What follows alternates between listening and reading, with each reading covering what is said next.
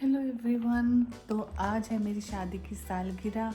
आज मैंने पूरा दिन क्या क्या किया मैं आपको वो सब चीज़ें दिखाऊंगी। मेरे जो दिन की शुरुआत हुई वो किस काम से हुई वो सब चीज़ें मैं आपको दिखाऊंगी। तो चलिए मेरे साथ बने रहिएगा।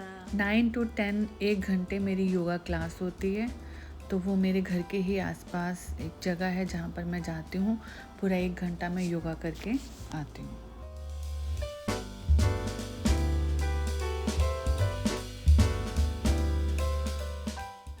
और अब है ब्रेकफास्ट का टाइम। तो ब्रेकफास्ट में ये चाय बन रही है। चाय के साथ मैंने अपना ब्रेकफास्ट भी तैयार करा है। ब्रेकफास्ट में मैंने छोटी छोटी सी वेजिटेबल्स की टिक्की बनाई है जो कि मैं ब्रेड के ऊपर रख के और उसके ऊपर कुछ और भी रखूँगी।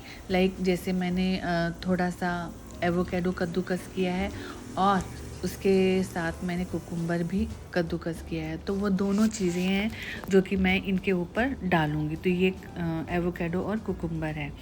तो ये जो टिक्की है इसके ऊपर मैं थोड़ा थोड़ा सा ये लगा दूँगी। और थोड़ा सा टमाटर भी मैंने डाला है। इस ब्रेकफास्ट करने के बाद आज मेरी शादी की सालगिरह है तो मैंने सोचा गाजर का हलवा भी बनाया जाए।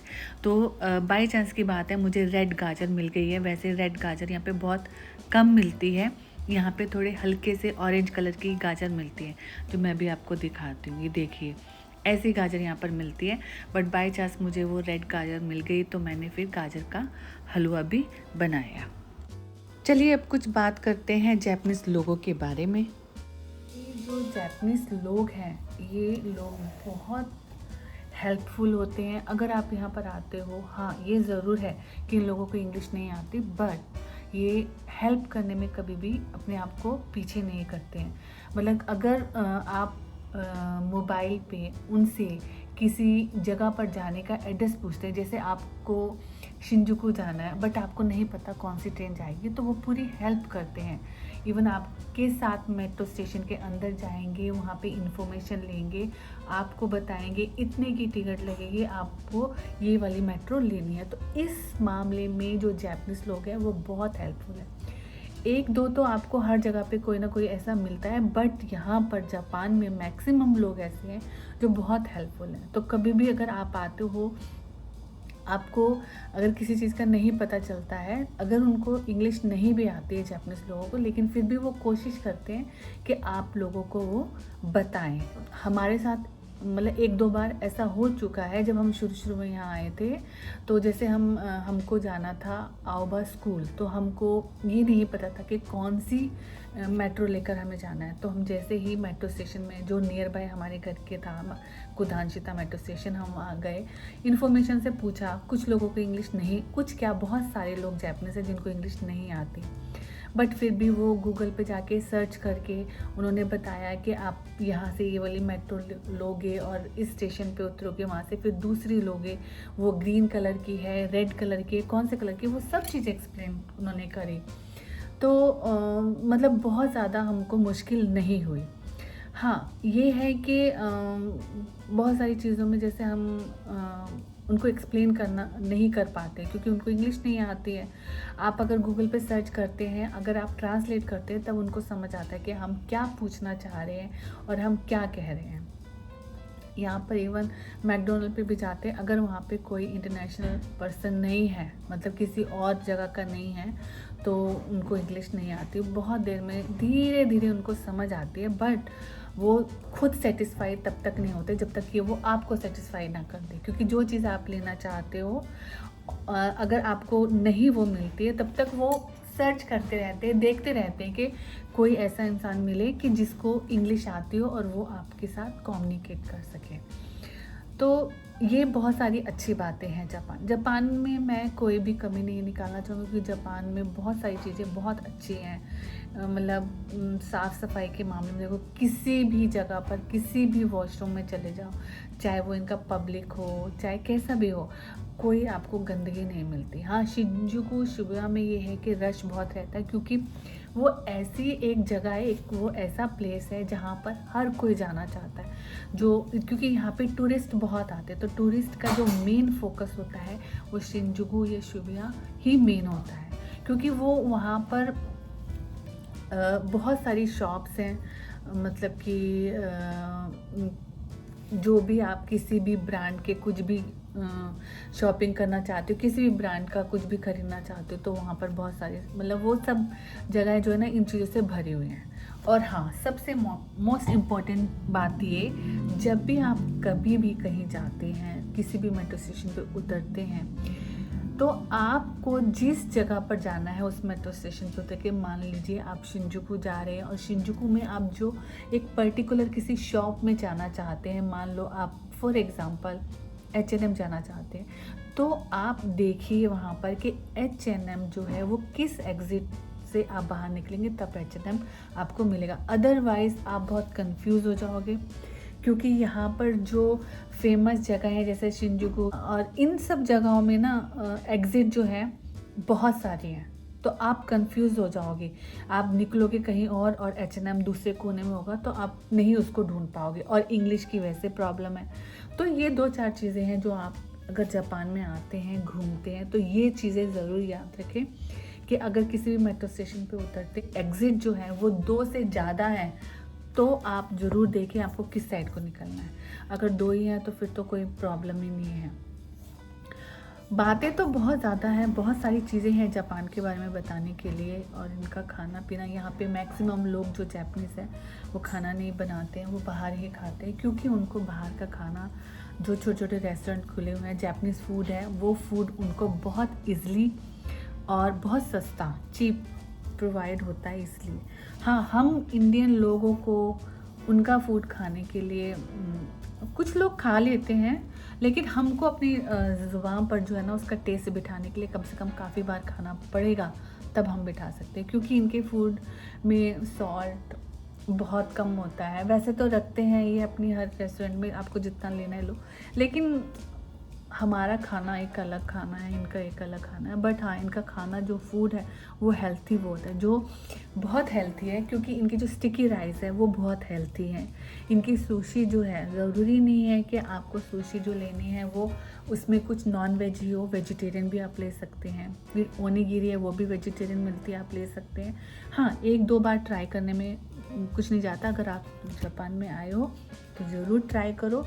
ट्राई करने से ये है, आपको पता चलता है कि हाँ, कि मतलब कि दूसरी जगह का फूड कैसा है, क्या है। ठीक है, अपना इंडियन तो हम खाते हैं, लेकिन अगर वेजिटेरियन आप हो तो वेजिटेरियन में आप ये खा सकते हो, लेकिन बहुत ज़्यादा वेजिटेरियन जापानीज़ फूड में नहीं होता।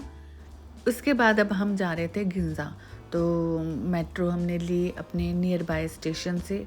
तो स्टेशन से ट्रेन लेने के बाद हम गिंजा स्टेशन पर उतरे, और गिंजा में हम इसलिए जा रहे थे क्योंकि वहाँ पे एक तो न्यू ईयर और क्रिसमस के आने पर बहुत ज़्यादा डेकोरेशन कर देते, लाइट्स बहुत अच्छी हैं वहाँ पर, तो ऐसे टाइम पे वहाँ पर घूमना बहुत अच्छा लगता है। गिंजा हो गया, शिंजुकू हो गया या शिबुया हो गया, ये जो फेमस जगह है ना, यहाँ पर घूमना बहुत अच्छा लगता है। जब मतलब जैसे न्यू ईयर आ रहा है और जैसे क्रिसमस है, तो उस टाइम पे।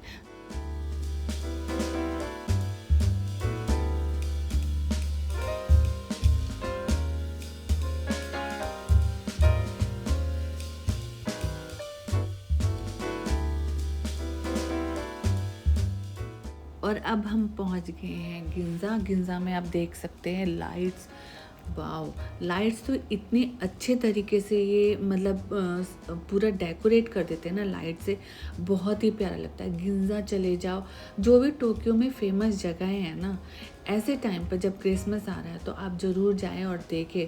वाकई में लाइट्स देख के आपका मन इतना खुश होता है ना, बहुत। तो ये जितने भी पेड़ लगे हुए थे किनारे किनारे पे, उन सब पेड़ों के ऊपर इन्होंने लाइट्स लगा रखी थी, डिफरेंट डिफरेंट कलर्स की थी, और बहुत ही सुंदर मतलब नज़र आता है। और लोग स्पेशली जो है ना इन दिनों में भी आते हैं यहाँ की लाइट्स को देखने के लिए, और बहुत अच्छे से ये डेकोरेट कर देते हैं हर एक चीज़ को।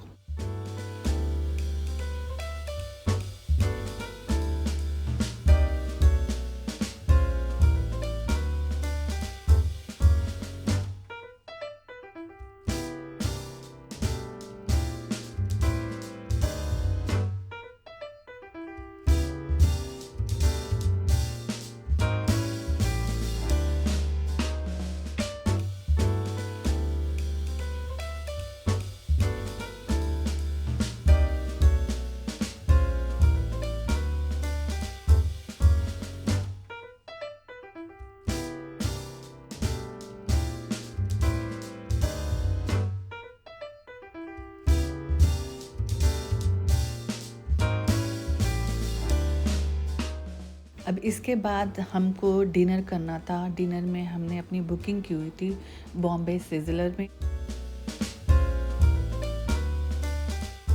बहुत ही अच्छा है, रियली में अगर आप आते हैं तो ज़रूर आपको आना चाहिए यहाँ पर खाने के लिए। बहुत ही बढ़िया है, बहुत ही, क्योंकि जैसे मैंने एक्सपीरियंस करा है, ऐसे अगर आप जापान में आते हैं, टोक्यो में हो, तो आपको ज़रूर जाना चाहिए इस जगह पर। और एक न्यू एक्सपीरियंस होता है और आपको पता चलता है कि आउट ऑफ इंडिया जब मतलब हमारा मन करता है कुछ भी इंडियन खाने का, और इंडियन रेस्टोरेंट्स जो होते हैं और वहाँ पर जाकर जब आप खाते हो तो रियली में आपको बहुत अच्छा लगता है। तो चलिए घूमिए हमारे साथ और इन्जॉय कीजिए।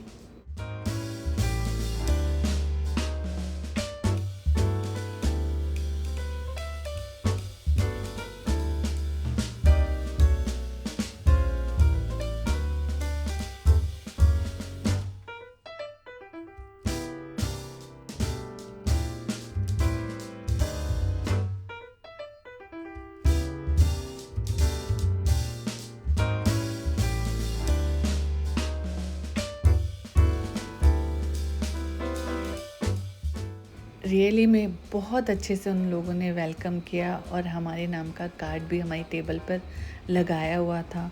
तो रियली में बहुत अच्छा लग रहा था। एक एक स्पेशल फीलिंग आ रही थी वहाँ पर बैठकर। बहुत इन्जॉय कर रहे थे हम। और चलिए अब आप भी देखिए हम क्या खा रहे हैं। वैसे तो हमने बहुत सिंपल खाना ही लिया था, तो कुछ ऐसा हैवी हमने नहीं लिया। तो चलिए।